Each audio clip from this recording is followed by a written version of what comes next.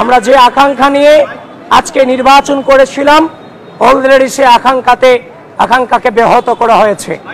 আমি আমার ভোটাধিকার প্রয়োগ করেছি মাত্রই, কিন্তু পরিস্থিতি আমার কাছে কোনো সুবিধাজনক মনে হচ্ছে না। গণতন্ত্র, মানবাধিকার এবং মানুষের বাক স্বাধীনতাকে হরণ করার নতুন খেলা এবং অপচেষ্টা চলমান চলছে চারদিকে। আমি এই মুহূর্তেও দাঁড়িয়ে চারদিকে যে ভোটাধিকার চলছে, যে কয়জনই ভোট দিচ্ছে, যদি কোনো অনাবাসিক শিক্ষার্থী এখনো পর্যন্ত ভোটাধিকার প্রয়োগে আপনারা না দিয়ে এখনো বাসায় থাকেন, আমি আপনাদেরকে আহ্বান করছি ভোটাধিকার প্রয়োগ করার জন্য আসুন। কিন্তু যে অনাকাঙ্ক্ষিত ঘটনাগুলো চারদিকে ঘটছে, নির্বাচন কমিশন এবং বিশ্ববিদ্যালয় প্রশাসন এগুলোর বিরুদ্ধে এখনো পর্যন্ত ব্যবস্থা নিতে সম্পূর্ণভাবে ব্যর্থতার পরিচয় দিয়েছে।